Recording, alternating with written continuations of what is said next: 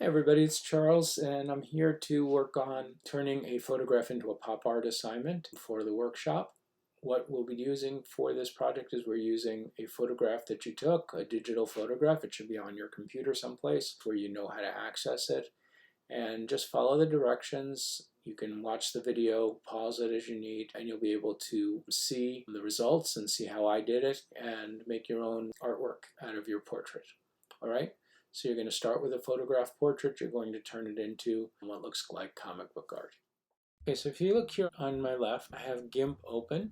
What I'm going to do is I'm going to place my photograph that I want to work with in the open area here. So the way I do that is I can go File, Open, or Open as Layers. Either one will work with a single photograph. If you're working with multiple photographs and for one project, you want to open as layers, but Open will work. And then you're going to navigate to where the picture is. So I'm going to open that picture, and you see it opens up here in the file. So this is my son when he was much younger. He's 15 now. We had gone to something called Sea Life in Orlando, and it's sort of like an aquarium, and this was him after he came out. It was a really nice and fun day, and I'd like to take this picture of him wearing a medal and turn it into a Roy Lichtenstein style painting. So the first thing that I need to do that is I need additional layers of this image. So I'm going to click down here on this.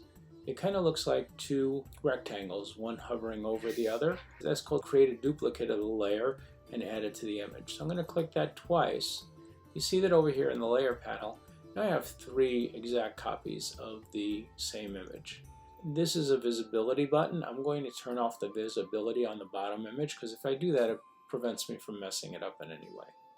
All right. So first thing that I want to do with that top image now, and the way I know the top image is selected, it used to turn blue in the old forms of GIMP. Right now it turns just a darker gray. So we go from this medium gray to a darker gray. So if I click this layer, you see how it's darker than the layer above it and the layer below it. So I want to be clicked on the top layer for what I'm about to do. The first thing that I need to do is I want to invert the colors of the image, meaning that each color has sort of a polar opposite to it, and it'll kind of look like the negative of a photograph. You'll see in a moment. So there are always a couple of ways to do things in GIMP. One way is to right-click on the picture itself, and then I could come down to Colors to get all my color tools. There's one that says Invert. So I'm just going to go invert the colors, which gives me kind of a spooky looking image. So after I invert the image, the next thing that I need to do is add a little bit of blur to this inverted image. Now remember, I didn't touch the ones below it, so those are still the way they were. So when I add a blur to it, I can right click here again, or if I wanted to, I could go to Filters up here. But right click, go to Filters, and I'm going to put a blur on it, and it's going to be something called a Gaussian blur. When I click that, it opens up this dialog box. Right now, it's blurring by 1.5 in the X and in the Y direction. Those numbers are locked together, so if I change the X or the Y, it's going to change the other one. So if I just click here and I change that to 7, that should give me the blur that I need on both the X and the Y direction. You see the picture got significantly blurrier. So when I click OK, it applies that to the image. One of the tricks and the reasons that I did this is so that we can get to what's going to start to look like a line drawing of this image. So the way we do that is we go to the layer panel over here. See where it says layers here in the middle? Everything below that is called the layers panel. And as we add more and more layers, if we were going to build a bigger project, this would start to fill up. So in the layers panel, we have a lock to lock the layer, and we have tools. We have opacity, which makes it more see-through or less see-through. But then over here we have something called mode. Layer modes are really important for image editing, especially when you're working with an image and one above it. You can do some really cool things with layer modes. And right now we're going to take that layer mode that says normal, and we're going to change it to dodge. So if you see, that's about maybe 10 down, maybe a little more than 10. So if I click on that, now you see it's starting to look like almost like a color pencil drawing. That's part of what we're going for. So now that I have that, I am seeing some of that image and some of that color through from below, the layer below. If I merge those two layers together, I get that picture, instead of using 2 layers, it's all on 1 layer, so that when I go to adjust it, you'll see that it'll adjust the whole layer. So there are a couple ways to do that. I can hit Command M on a Mac or Control M on a PC. That's one of the reasons I turned off the visibility here, because if you hit Control M, it merges all the layers into 1 layer. But with the visibility off, you can't touch that layer. So if I hit Command or Control M now, what will happen instead is it will just merge the top 2. So I'm going to do that, and you can see now it's asking me, do I want to merge, and so on and so forth. And I'm just going to click Merge. And now you see down here, instead of having 3 layers, I have 2 layers, with the top one looking like what we had before when we had 2 layers, but the image was set to dodge. Now the layer mode's set for normal, and we can start working on that layer. The goal will be to get this first to look like a line drawing, because cartoons kind of have an outline to them. So the next tool that we're going to work is another one of the color tools. I'm going to show you a different way to get to, because we've been doing the right click and going colors, right? But if I click up here on colors, I also have the same exact menu that I got. And I'm going to go down to something called threshold. When I go to threshold, what you're seeing here is, I'll move that off the screen. You can see just a little bit of the eyes, some of the collar, some of the background stuff, a little bit of the hair at the top, but almost the whole image is gone. So what we need to do is, this balances the dark and the light. We need more dark to bring some of that back. So the bottom number with the halfway balance is set at 127. We want to raise that number closer to the 255. So there's an arrow here. I'm going to click and drag it. And as I drag it, you're going to see more and more of that image filling in. You have to decide how far you want to go with the image. You can go almost completely dark with a lot of detail, or you can leave it more cartoony. Since we're doing a Lichtenstein style of artwork, I think it's helpful to leave a little detail, but not too much detail. His things were pretty blank, so I'm going to bring that down just a little bit more. And that's pretty good right there. I got a little bit of detail, but not too much, and I think I can work with that. So I'm going to click OK. So here now I have a line drawing of my son, which is pretty fun, right? I could print this out as a coloring book page and just color it with color pencils or something. So the next step will be to create a new layer. We're not going to duplicate. Remember before we clicked this button to duplicate the layer? We're going to click the first button on the left, which says create a new layer and add it to the image. So when I click on that, it's going to give me a dialog box. I want to have it transparent so I can see the image through it. I want to name it. I'm going to call it skin, because on this layer I'm going to paint the skin. And I want my layer mode for this to be set to multiply. So I'm going to come down to where it says multiply, and I'm going to click OK. So now we have this new transparent layer. It's selected at the top, and I clicked multiply. If I had that on normal, I'm going to put it back on normal. If I grab my paintbrush tool, this is my tool palette up here, and there's one that looks like a paintbrush, which is this one over here.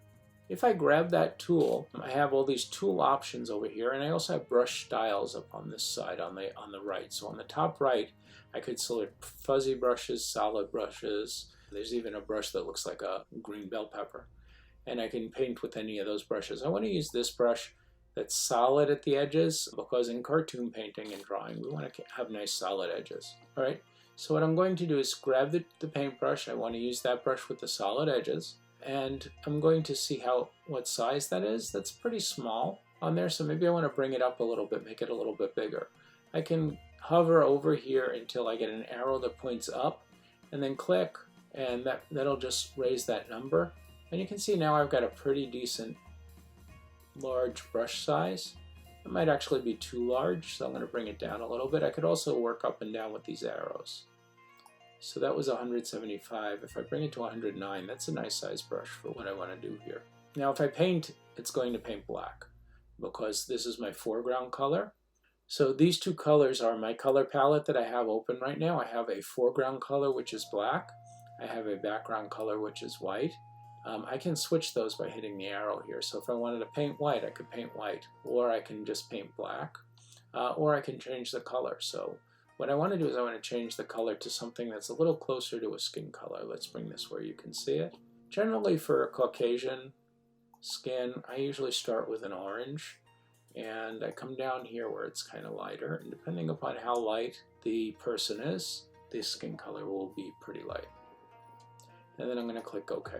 So now if I take my paintbrush and I hover it over here and I go to paint, you can't see the lines under it anymore. So that's no good. I'm going to go Command Z on my Mac or Control Z on a PC, and that's why I needed to have it in multiply, because with multiply I'll still be able to see those lines through as I paint. So now when I go to paint, let's just paint right over the nose, you can see the black lines under the nose. So what I want to do is I want to paint the skin.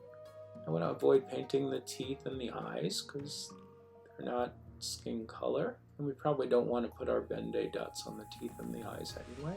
If I cover them a little bit, that's okay. I can go back and fix that. I'll show you in a moment how to do that. I'm going to work pretty quickly here. And at some point I'm going to zoom in and try to get that more accurate so that I'm not missing spots, small spots. I have the face, it's pretty much done. I'm going to go to the top here. Let me zoom in. So there's a couple ways to zoom in here. You have a zoom tool in your palette. It looks like a magnifying glass, and you can click on that and trace an area you want to zoom. Or another way would be on the Mac to hit a command and just roll the mouse wheel in and out when we change the sizes. A third way would be to go to View and Zoom, and then it gives you a whole bunch of options for how far you want to zoom in or out. Let's try 2:1. That's pretty big, maybe too big. Let's see where it goes. I can see it really well. You see how big my brush looks when it's zoomed in that far? Probably, as I'm trying to get the details here, probably should go with a smaller brush.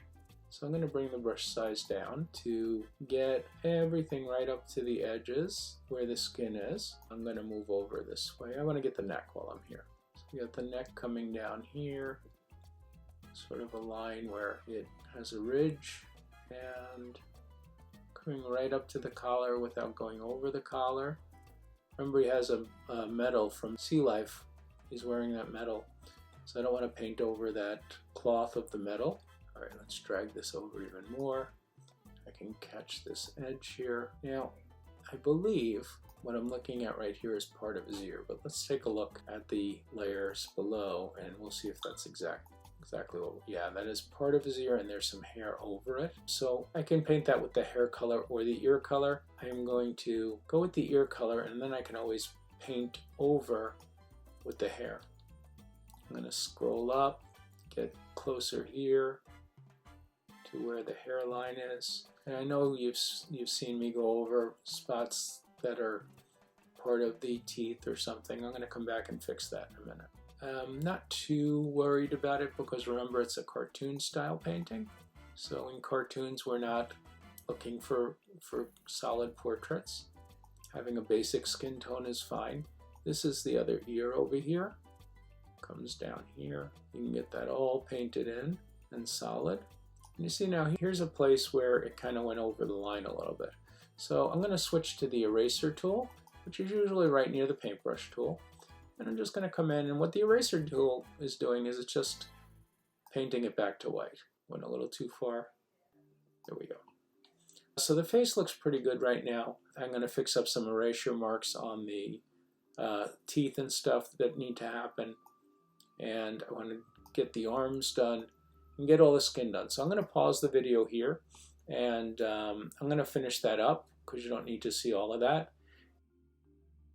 Okay, so now you can see what I've got here is the skin is all painted, and I think it's all done nice and evenly, and it's in the lines. I did some erasure to get the teeth back to the right color. I think the eyes are pretty clear. Let me zoom in just to double check that. Yep, the eyes are white, teeth are white. So I'm going to zoom back out, and the next step is going to be to add in the newsprint, which is going to give us those Ben-Day dots. Let's go to that skin layer. I'm going to right click on there, and I'm going to go alpha to selection so that it selects just the painted areas. So now things that are not selected should not get affected by the filter when we add the filter. Again, we can right click on here to add the filter, or we can go up here to filters. We're going to go to distorts, and we're going to go to newsprint. And now when we do, you can see it's applying that on the skin. But it did a couple of things here because of the default, the way this is defaulting now. It did not in the past used to do this. So its color model, it's gone to black on white or white on black is another option. We want to go, if we're using this for the internet, we want to go to RGB print. All right. Also, notice these are lines. I'm going to zoom in so you can see. These are diagonal lines. They're not dots. So the way we have to fix that is we have to change from line to circle, and we have to do that for all three colors. Circle. You see it's starting to become dots now. Red, line to circle. So now what we have is on the face, on the neck, on the arms, is those Ben-Day dots like in that example of the Lichtenstein photo. All right, so I'm going to click OK to apply that. And let's zoom back out so we can see the whole thing. What I'm going to do now is I'm going to merge that down so that it merges to that lower layer with those dots, and then we can just continue painting other things. All right, so here I'm going to go, first I want to unselect. So I'm going to go to select and none. I could also have hit the shift, the command, and the A key together. Select none, so now it's not selected. And I'm going to go command M to merge down, or I could have hit merge down on either the layer panel, or I could have right clicked on skin and click merge down. Okay, so now we have one layer with the skin tone and the Ben-Day dots. The next thing that I want to do is I want to paint in the hair and the clothes. I'm not going to paint the background because I want to take that background out and put in a different background. You'll see how we're going to do that in a little while. So in order to paint the clothes, I want to do the same thing that I just did by putting a transparent layer over the image and set it to multiply, and then I'm going to paint directly onto the image just like I did before. So let's do that. Let's go here to add a new layer. So we're going to create the new layer. I don't want to call it skin this time, and you don't really have to name these if you don't want to. I generally do, so this way I don't get confused about what layer I'm working on. So I'm going to call this hair / clothes, and I'm going to click OK. All right, so now if I zoom in a little bit, I can get in on the hair pretty close and see what I'm doing. All right, so we added the layer and we named it hair and clothes, so I'm going to start painting in the hair. Now remember, we're doing cartoony, so we don't have to go with natural hair colors. So I'm going to change my foreground color to, my son is blonde, so I'm going to change it to something in the yellows. I don't want to be towards the green side of yellow, but more towards the orange side of yellow. So I want to be more yellow. I'm going to drag this here toward the yellow. I'm going to click OK, and I'm going to go to my paintbrush tool. And again, I'm painting in the foreground color. I'm going to make my brush a little larger because the hair is a big area. And I can just start painting in hair. And I want to kind of get it close to and not leave a white space in between. It's okay if I overlap a little bit. So again, with this set to multiply, I can still see through in the background. You can see I can get a pretty good coverage of the hair, and you can still see the black line through, which gives it that three-dimensionality that hair has. As I'm getting closer to the edges, though, I'm going to want to switch to a smaller brush and maybe zoom in a little bit more. So let's change the size of the brush to something more manageable, and I want to zoom in just a little bit more and readjust it to the hair. I want to show you another tool here. It looks like an arrow pointing up. If you grab on that, you can just drag around to where you want to be on your screen, so you don't have to scroll with the sidebar scrolls. You can get what you want pretty good and pretty easy just by doing that. Get to where you want to be. Probably can make that a little smaller. I can see the hair at the top is kind of coming up to, but not all the way up to the line. So I want to get that. And I'll show you what I want to do at the top of the hair too, where there's those little flyaway ends. I need my brush to be definitely smaller, so I'm going to come here. It's at 35 now. Let's try 19. That's much better. Remember I said the hair kind of covers part of the ear there. Now I can get to the edges a little better. And let's go back to the other side. Let's use this. This is a fun tool. Gets me right where I want to be. Alright. Now I want to get to some of these smaller hairs at the top, so I'm going to go even smaller. Maybe down to, one would be too small, but maybe 3. And I want to paint in some of these hairs. Do I have to? I can cut them off when we remove the background if I wanted to, but I think it's kind of fun to have the flyaway hairs, so I want to try and keep some of that at least. It's kind of got a messy head of hair, and it's very thick hair, so I just want to keep some of that to preserve his actual look. And again, I'm going to probably cut out a bunch of it. Once I have a good portion of it drawn in, I can definitely go to a bigger brush again and get parts that I missed. A lot of this can actually just be done with the big brush. Alright, so let me zoom out again so we'll see what that looks like. So now we have his hair done. I'm going to zoom back in and work on his clothes. And while I do that, I'm going to pause the camera again, and you can see the decisions that I made when I'm done. This way you're not sitting here watching me paint everything. We got the hair with the little flyaway hairs at the top. We've got the skin tone done. Remember, the hair and the skin tone are on 2 different layers. We haven't merged those yet, which is why I can still see the lines when I'm painting over it. So I'm going to stop the camera and I'll paint the clothes and the metal. Okay, so now I've got the shirt and the hair and the metal and the ribbon all painted. What I want to do now is I want to merge down again to merge those layers together. Because remember, we have 2 separate layers here. If I turn that one off, we just have the painted layer, and below that we just have the layer that has the face, skin, and arms painted in, but nothing else is painted in. So now we have our character here. And what I want to do is I want to isolate the character, and when I do that, what I'd like to do is eliminate the background. So a couple of things are going to happen here. I have to trace around the character, select the whole person. Once I've selected everything that I want to select, then I can go in, I can invert that selection, change it, so that it's selecting everything but my son. And after that, I'll be able to go in and delete that background. So let's start that process. So one of the things that we could start out by doing is there are a couple of solid areas. So if I'm on this top layer, anything that's a solid color, and I click on it with this select tool, this one that's called the fuzzy select tool, it selects a contiguous region of color. So here we have the green region.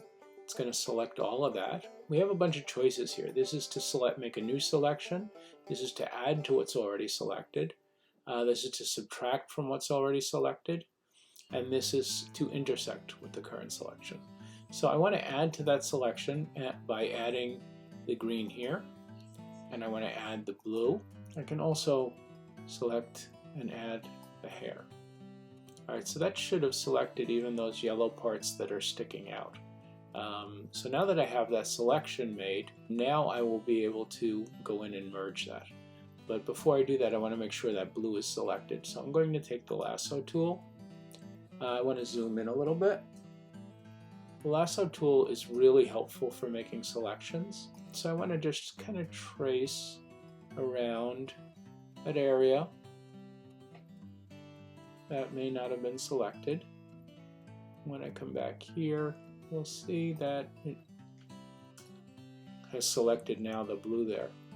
I want to do the same thing on this side. And I don't have to be so exact. I can go pretty roughly around it and connect it. And you can see now that's all selected. It's inside the selection. I have a couple of little areas in here. I'm just going to put a big select around that so that's all gets selected. And I don't see any other areas that are problematic. So it looks like I have everything selected on that layer that I want. What I can do now is, now I can merge it, and then I can add to the selection where the skin color areas are. So I'm going to do that now. I'm going to go Command M to merge down. When it merges, it should maintain the selection, which it did. And it didn't look any different in your picture, but you can see that now the face is outside the selection. So I'm going to zoom in and add the face to the selection using that lasso tool. And I'm going to use this to get the face where I want it to be. And if I work carefully, I can really make a really good selection of the face here and not miss anything. And I'm just dropping it down by working my way down. It doesn't matter that I'm way off the face here. You can see I can get it to slowly move. The main goal is to get that whole face and not any of the white background in my selection. So I'm going to go to here and start selecting along the edge of the face here. And again, I'm going to go up. You know what, I'm going to close that off. And you'll see part of the face is still going to be unselected, but part of it will be selected. I'm a little too big to get the whole face at once, so I'm going to zoom out a tiny bit. I want to get the rest of the face that did not get selected. And I can just go quickly around the outside now that I got most of it. Well, it looks like almost the whole face is selected. Let's get the arms. I'm going to pause the video while I'm selecting out those arms and stuff so that you don't have to watch all of that. Okay, so now I've got everything selected that I want selected, I believe. You can see that there's sort of a dancing line around everything that shows me that it's all selected. Everything I'm seeing is selected that I want selected. Nothing that I don't want selected is selected. So now I have to invert the selection. So there's a couple of ways to do that. I can go to Select and go down to Invert. Or as you can see, I could hit Command-I on a Mac or Control-I on a PC. And when I do, the line changes. Instead of being around the image, it's now around the outside. You can see it dancing around the outside edges now. So now, if this layer has an alpha channel, like it should, then when I delete that, what I should end up with is a transparent background. So what I'm going to do is right-click on there and just make sure that it has an alpha channel. It's already been added, so I don't have to worry about that. So now, with the background selected, if I hit delete on a PC, I believe, or I'd have to cut on a Mac, usually, which is Command X to cut, my background is gone. So now I can add the background that I want to put in there. In order to do that, first of all, I want to unselect. So I'm going to go Select None, or again, Shift Command A or Shift Control A. So I have nothing selected now, and I just have my sun with no background. And what I want to do is on the bottom layer, even though it's invisible, I want to add a new layer, but this time I want to do something different. Instead of adding a transparent layer, I want to add a foreground color. We'll change it to red. Click OK. And now we're going to add that layer. So we're going to go to the new layer, get that new layer panel back, and we're going to change it to foreground color. And click OK. And now we've got a layer behind him that's red. Very, very cartoony, bright red color. So now what I want to do with the rest of this image is I'm going to be working with these two layers. I don't really need this one anymore. I can delete it if I want to. All right. So in order to make this really comic booky, what I thought I'd do is put in a background that has lines that go to a focal point. So if we wanted him to be the focal point of the image, which is a good idea because he is the main character, he's the only character in the image, one of the things we could do is we could have a radius of lines around that all meet somewhere maybe between his eyes or at the tip of his nose, somewhere that's going to draw the attention directly to him. So one of the ways you can do that, there are multiple ways. I like using the Bezier pen tool for this. So find your Bezier pen tool. It's called the Paths tool. And you can hit that by just hitting the letter B, and it's going to highlight that. And you see you get some different possibilities over here when you do that. So working on the layer that's below, the red layer, in fact we can change the name of that one if we wanted to. It's not hair clothes anymore, it's the red layer. We can find where we want our focal point. I'm going to make it somewhere between the eyes and the nose. I'm going to click there. I'm going to click off my image. I'm going to click off my image again. And then I want to click right back on that spot, make a triangle shape and hit return. And what you see what happens is I have a selected triangle. Now I can take another color, a second color. Let's go with a blue. Very common color for comic books: red, blue, green, yellow, and halftones were pretty common back in the old days. But also red and blue have a special property. When they work together, they kind of vibrate. When your eyes kind of almost vibrate when you're looking at it, it kind of gives a psychedelic effect. So this should be a fun image. So I'm going to click OK. I'm going to use my paint bucket fill tool. So here's my bucket fill tool. You can hit, before we hit B to get to the Bezier pen tool, if you hit Shift B, you get to the bucket tool. And we can paint in that ray, that section. So I'm going to unselect, and I'm going to make the next selection with the Bezier tool. Again, back to approximately the same spot I was. And then bring it up here, bring it over here, come back here, hit return or enter to make a selection of a triangle. We're going to go back to our paint bucket tool and paint in there. And we're going to continue to do that all the way around. Okay, so now we're back and I've done the background. I still have that on, we're on 3 separate layers, although we're not seeing any of that original layer anymore. In fact, I'm just going to delete that because we don't really need it. So I'm going to right click and go delete layer, and we can get rid of that. Before I merge that, I want to do one more thing here. I want to add in a speech bubble. Or you can add in anything that's comic booky if you want to make a sound, like maybe clapping sound or an onomatopoeia, or you can add in pretty much anything you want. So here we go. Here's how I make my speech bubbles. I start out again with the Bezier tool, so I'm just going to hit the letter B. I'm going to make a mark near where I want him to be speaking. So let's say it's over here, so it's toward the mouth. And I'm going to make a triangle like I've been making, and click back on the dot and hit enter to make a triangle. Now I want to go to my ellipse select tool. Ellipses are ovals and circles, and I want to make sure that the add button is clicked down here. I don't want to delete the triangle, I want to add to it. So let's add a nice oval over that, and once I've clicked it, I can adjust it, make it however I want. I want it narrower or wider, and I could move it if I wanted to see more of the sort of arrow part. Once I have it where I want, hitting enter, I have that shape.